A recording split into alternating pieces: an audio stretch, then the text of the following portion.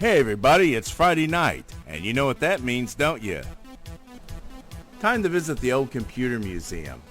Relics of computers and gaming systems I owned back in the early 80s to mid 80s, even into the 90s. Times when I was a software pirate, hacker, little cyber criminal in my teens having a whole bunch of fun. Where everybody else was doing boring shit, my life was absolutely excited sitting behind these systems.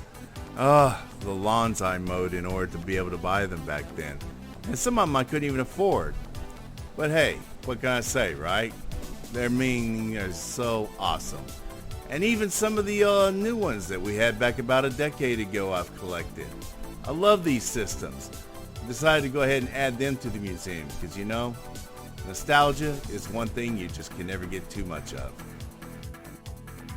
Tonight's not about these old systems. No, this is about a system from the 90s that I know y'all are going to recognize and love.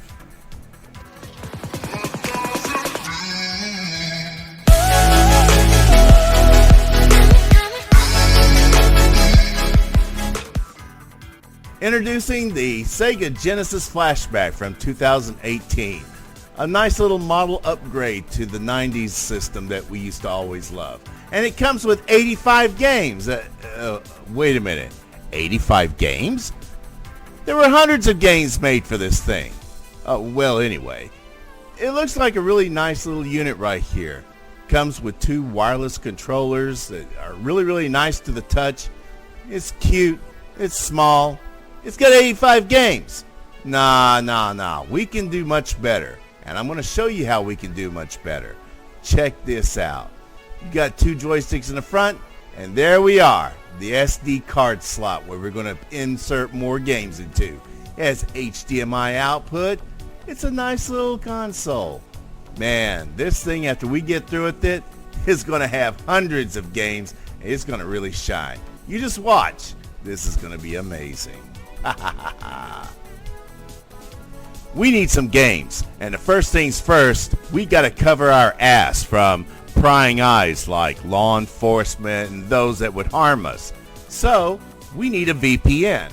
A VPN like NordVPN or some other free VPN out there will protect our connection, our IP addresses from spying eyes and activities, cyber criminals, you name it. These guys can protect us and hide us from people that don't have our best interests at heart. Second off, we're going to need a great torrent client. This right here is what I use, Tixati. This right here will allow us to get into the underground and get a hold of some really great games that are all over the world and get it for free. So, this is what I use in order to get on the torrent sites and to download all those juicy wares, games, legal software, illegal. You know what I mean, right? Of course you do. Oh, and let's not forget the actual torrent sites themselves, which basically act like a search engine for all those cool places that have all those cool games and wares that we need. I love the Pirate Bay, and with NordVPN and Tixati, we can get onto these sites, search for all the cool games and things we want, download them into our computers. Arr, you matey, it's great to be a pirate. Har har. Or we could just do it the normal way and go to places like Internet Archives, which is really awesome because there's all kinds of wonderful little packages out there full of games and crap that we can just download to our computers without going through the torrents, unless you want to go through a torrent. But they come up with all kinds of packages like zip files that you can unscroll and list on the website. Just watch this right here. You're going to love this. Showing all these games that is in this one package that we can just click, right click, download straight to our computer. Look at this. So many thumbnails, so many pictures, so many games, all ready for us to take. Problem is, though, is it would take forever going one by one getting these. So we need what's basically called a download manager. And that's what we're going to get. A download manager, like an app that we can put into our Chrome browser called Download Them All, can help us get all of these all in one swoop without having to go and right click save, all that kind of crap. Nah, It just scans through the entire page, looks for all the download links, and starts downloading. And if it skips a few of them, or if it has problems downloading a few, it'll let you know that whether or not the transfer was successful or not, and you can go back and re-download it and get it, and hey, you're not missing on any files and so forth. So this is a great little app that you can have right straight on your browser. Scrapes the entire site. Get all the games, matey. Haha. Of course, the games back then, if you was to take the entire collection, would only add up to maybe about 1 or 2 gigs. However, they don't make small little SD cards anymore with only 1 or 2 gigs on them. 16 gigs is about the smallest you can get unless you go elsewhere. So we're going to have to get us an SD card. And they come in a wide variety of shapes and sizes and stuff, like this one right here. What we're going to have to do is take and buy one of these, and you can get 16, or you can get the 64 gig if you're going to get the Sega CD.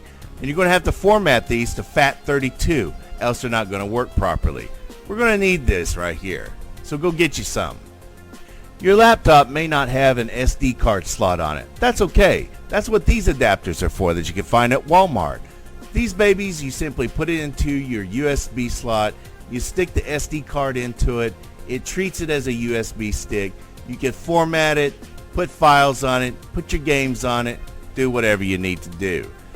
This right here is the one I love the most, the ON. Walmart's got these right here. It's got a flexible cable into it, it's got a USB-C on it. Hey, you got to grab this. You're going to need it. The Sega Flashback will not allow you to have spaces between words, characters, numbers, etc. You can separate words using periods, underscores, dashes, and so forth, but you cannot have spaces in between the words. It won't recognize them. And so what you're going to need is this bulk renaming utility, which I highly recommend that you go and you get. The reason why is because once you get all your games inside of a folder, you can go to that folder, click on the very top file that's at the top of the list. You can go ahead and hold down the shift key, scroll all the way to the very bottom, click the last file, which highlights all the files, and then have this bulk utility take out all the spaces or unwanted characters inside of your folder. Believe me, you'll thank me for it. Get this utility. It's absolutely free. It's a must. When you download all of your games, you're going to need to visit a forum like this at Atari Age. Anyone interested in AT Games Sega Flashback SD Community Project? This place right here has instructions and programs which will flash the BIOS and memory and upgrade it on your Sega Flashback. There's 4 of them here. 2 of them are for European games, Japanese games. The other 2 are for the United States. Some of them are intermixable, but you're going to need to download these, unzip them, read the form, and then figure out how to use these and properly place them on the SD card to update your Sega.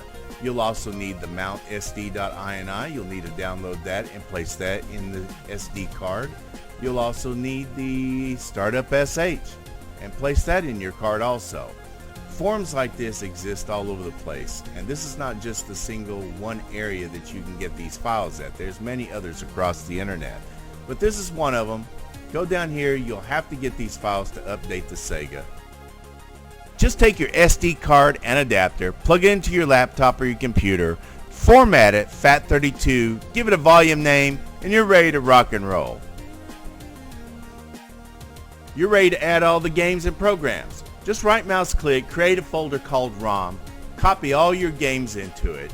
Then the other files that you got off the forum, copy the mount.sd or the mount_sd.ini, the startup.sh into here, and the Sega_update.image is one of the BIOS update files from the 4 that you downloaded. You have to pick and choose to find out which one actually works with all the games you've got.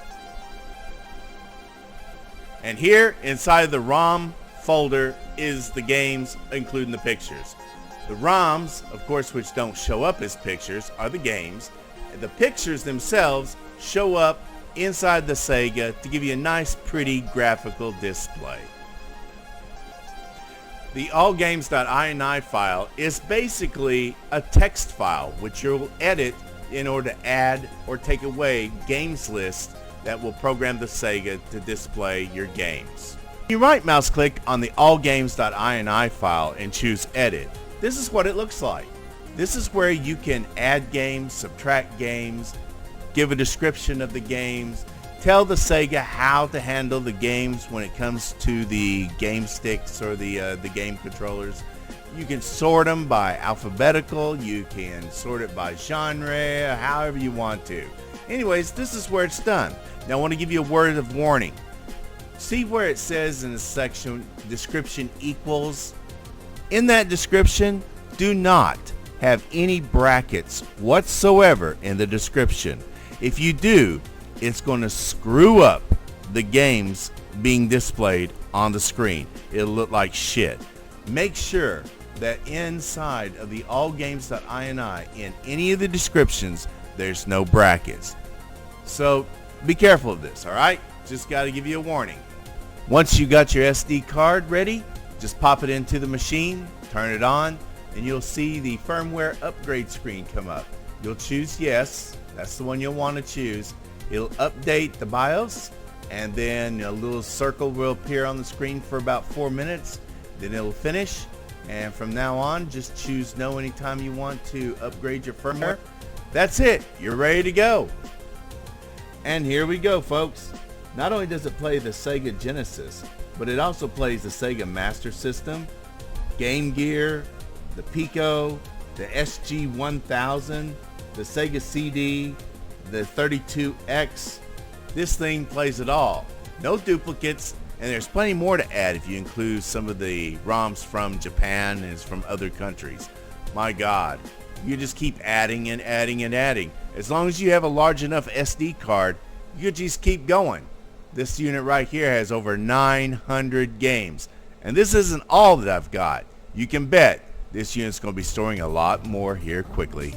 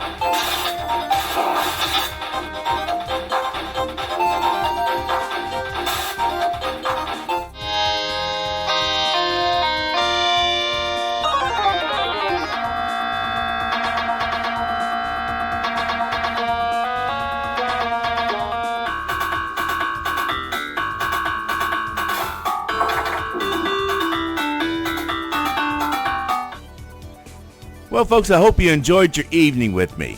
You know, I bought this baby back in 2019 in December, and I had plans to upgrade it and do all kinds of stuff.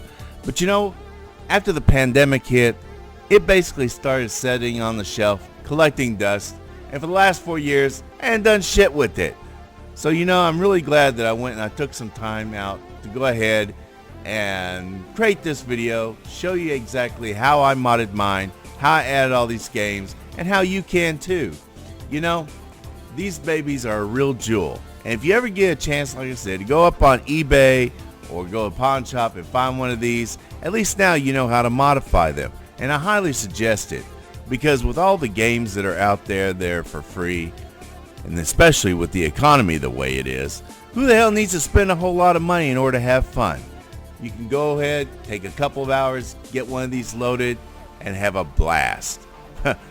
Anyways, you take care out there. Thank you for spending time with me. Best to you all.